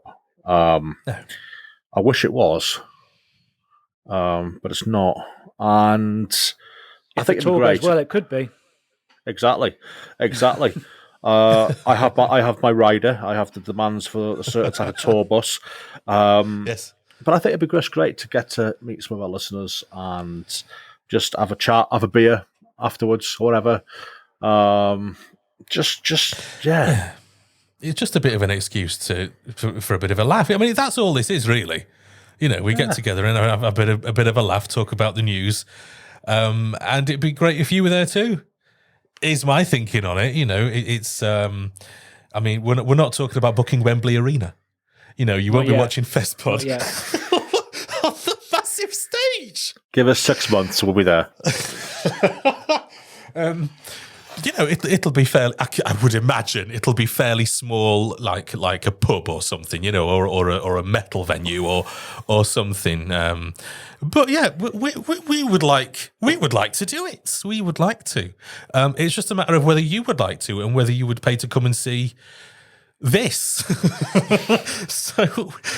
This, yeah. So we would love to hear from you on this. I mean, if you, by any chance, have access to the internet, it's quite a popular thing nowadays, the internet, and a lot of people are on there. So if you look for Festpod, look at your faces. Never heard of it. Never heard of it. Into what? The net. Remember when people used to call it the net? I'm on the net. Are you on the net? I'm going to surf the web. Oh yeah. That's an old one, isn't it? Yeah. I'm just going to play this cassette. No, okay. So we would love to hear from you. So if you search for Festpod, whether you're watching us on YouTube right now, leave a little comment, say whether you'd come and see us. If it's perhaps on TikTok, again, leave us a little comment, say whether you'd come. I appreciate we are also a podcast. That's the basis of this entire thing. So somehow, if we've managed to find us on social media, just again search for Festpod and let us know your thoughts, if you would be so kind, and we'll arrange a fun show for you, I think. And who knows? Who knows, really? Who knows? So, me and Eamon might even get a wrestling ring together and have a wrestle. It's been a while. Yeah. I mean, we're still at the ideas stage at this point. So we're not promising that, but it may happen. Perhaps as an encore. Yeah. Yeah, let's not record it. So we have come to the end of our news section. So next, let's talk about gigs in the guide. So what gigs or festivals are coming up in the next month or two? So let's have a look. Let's go to Lee, first of all. What have you seen? Starset. I believe they played Download last year. They are touring with another band called Smash Into Pieces. They are playing in Manchester on the 27th of February, Glasgow on the 28th, Wolverhampton on the 2nd of March, London on the 3rd of March, and Nottingham on the 4th of March as well. And from me, first up, I Prevail are out on tour with Trash Boat and Blind Channel. They are playing Portsmouth on the 17th of March. On the 18th, they get a little bit further north into Bristol. And then on the 19th, they're in Birmingham. 21st in Leeds. The 22nd in Glasgow. The 23rd, Liverpool. The 27th, they're in Manchester. The 28th, Nottingham. And on the 29th, they are in London town. Tickets are around the £25 mark. Now, some of these dates are sold out. I'm sure there's some available on the official reselling sites. There are a few dates which you can still pick up quite easily, but they are going fast, so if you're interested in seeing any of them with I Prevail, you need to move fast. Attila are a really good, what I would call them sort of a deathcore band, and the supporting lineup for them is just as good as the main event. You've got Ghost Iris, The City Is Ours, who I believe headlined the Takeover in 2019, Our Hollow Our Home, Stain the Canvas, Traitors, and Dropout Kings. Tickets I saw were only £22 for the London show, so I can only imagine they're going to be cheaper elsewhere. But they are playing Birmingham on the 27th of February, Bristol on the 28th of February. 1st of March they are playing in Glasgow, They're in Leeds on the 2nd of March, Manchester on the 3rd, London on the 4th, and in Nottingham on the 5th. Secondly, for myself, it is Cannibal Corpse. For support, they got Dark Funeral, Ingested, and Storm Ruler. They are in Bristol on the 18th of April, and London on the 22nd of April. Tickets for Cannibal Corpse are around the £30 mark. I'd recommend highly. Napalm Death. That's not a method of death. That is an actual band. I'm just making myself laugh there with this shit joke. So Napalm Death are touring at the moment. So you've got dates in March. They're in Bristol on the 7th, Manchester on the 8th, and Birmingham on the 11th. They are touring with Drop Dead and Siberian Meat Grinder. So that sounds incredible. And go and see them. Honestly, go and see them. If you've ever seen them at Download, you know what to expect. Incredible band, Napalm Death, on in March. If there's a gig, a festival, or a piece of music that you want to recommend to us, do let us know on the socials or in the comments below. Just search for Festpod. Next up, we'll get our Festpod Favourites.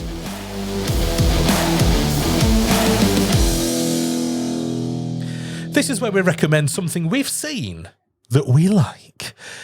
Now, we've got some lovely things chosen for you to look at. Let's go to the lovely town of Bicester, in which Lee is waiting with his Festpod favourite. You make it sound so posh, Bicester. Oh, yes. Near Oxford, you know. Oh, yes, I know. Okay, so what I'm recommending this time round is an app. So because I'm not on social media anymore, seeing any sort of tour updates is quite difficult. So I'm recommending this time around Bands in Town. It's an app or a website where you can you sign up and you choose who your favorite bands are from the categories they've got listed, and obviously choose your location, and they will then start recommending you to gigs that are close to your area, or again close within a certain radius of where you're willing to travel. It's absolutely perfect for, again, almost logging the gigs that you're going to go to, and to finding gigs that you didn't know that you wanted to go to. I wasn't really. I mean, I've heard of Bands in Town as an app. I don't think I've ever really looked at it though. I mean, I'm looking at the website. I assume it's the same. But it's really good, really nicely organised. I like it. Yeah, as you can see there, like if you follow the bands that obviously you favour, that you like, you'll get sent quote unquote messages from the band, telling you about obviously tours, merchandise, any sort of updates to do with the band itself. So I think it's definitely worth a download. It's helped me find and book the tickets for the gigs that I'm going to the next few months. Very nice. Bands in Town. Rich, what's your Festpod favourite? Thanks to Andy Tuna Groves, who sent in the information about the official anniversary wristwatch from Download 20. Now, we all missed this. We didn't get any email because we're not special. We didn't see that when we trolled the merchandise website. No, not at all. So we missed out. And I think Eamon last episode was very very keen to get his hands on one. So as they were unavailable, I decided to do something about it myself, and I made my own for the Apple Watch. So wow. I still got my Apple Watch, but I've now got my Download 20 watch face. So I get the best of both worlds. I get the lovely, lovely, lovely design and all the functionality of an Apple Watch. That's great. That's really good. You haven't had to pay any more. You haven't had to pay the £70 it would have cost you for one of these anniversary wristwatches from Download. You used your existing watch and just given it a lovely download face. Absolutely. It took me 30 seconds, you know? Did it really? That's pretty good going. I'm a fast man. It's good, the speed impresses you. Yeah, well, I wouldn't know how to change anything like that on my Apple Watch. It's set, and I don't bugger about with it. But yeah, if you want to save yourself, I mean, they're sold out on the actual Download website, so you can't even get them anyway. So this is your only way now, actually, of getting a Download watch is, if you've got I guess this would work on I suppose other people have got different types of watches, not just an Apple Watch. I mean, other watch manufacturers are available, but it's probably not as good. Oh no, they won't be. They haven't got a little Apple logo on the back of them, have they? So no, exactly. So there's a trick. There's a little. A workaround. I only said a reach around then. There's a little reach around for you.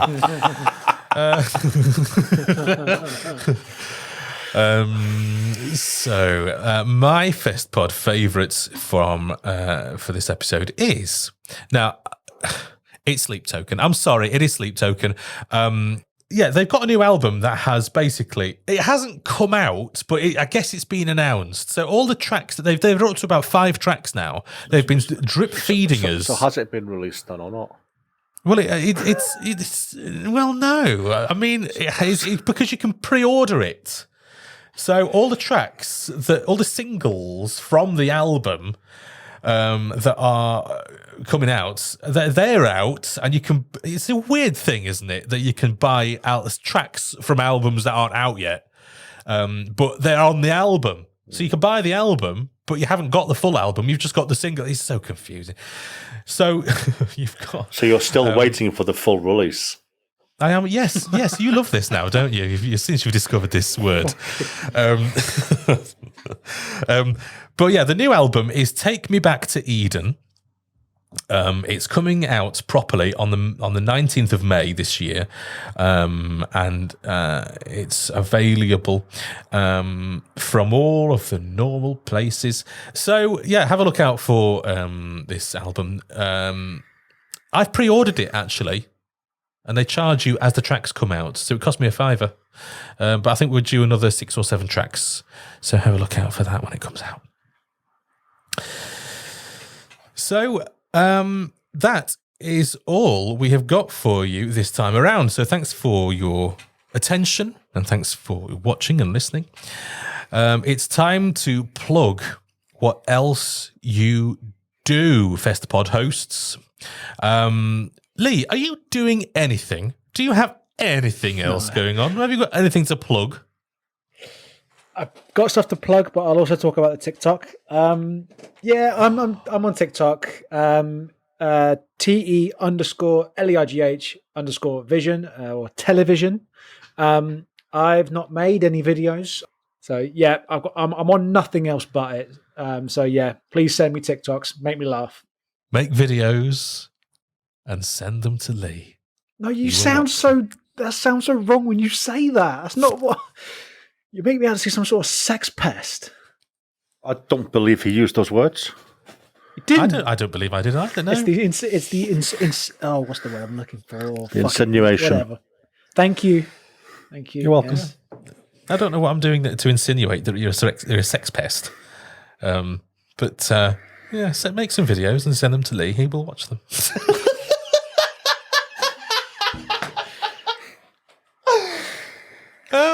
Made myself laugh there. So now we visit the beautiful town of Shotton once again to visit Rich for his plugging moment. Thank you, Neil. Thank you. I'm not going to plug the whole photography thing again. I've done that every episode. If you want to follow me on Twitter, it's at richholmes85. If you want to follow me on Instagram, it's the same. I won't see much on there other than Festpod stuff, obviously, which you'll see anyway because you obviously all follow Festpod on Instagram. So if you like what you've heard, please consider supporting Festpod on Patreon. A huge thanks to our existing patrons. We really are grateful to you for your help in making the show. Or just give us a little review wherever you found us. Now, we're in a lot of interesting places. Podcasts, these podcast websites will just grab onto Festpod and list us in their list of podcasts. So if you found us there, please give us a review. We are on the socials as well and YouTube. Just search for Festpod. There's also a teensy bit of merch for sale too. There's a patch which you can sew onto things and show people that you love Festpod. Available on Etsy. Just search for Festpod there to find it. We have been having discussions today about merch, so there is some more coming, just to give you a heads up. So that's it. Thanks for listening, and we'll catch you again next time. Bye.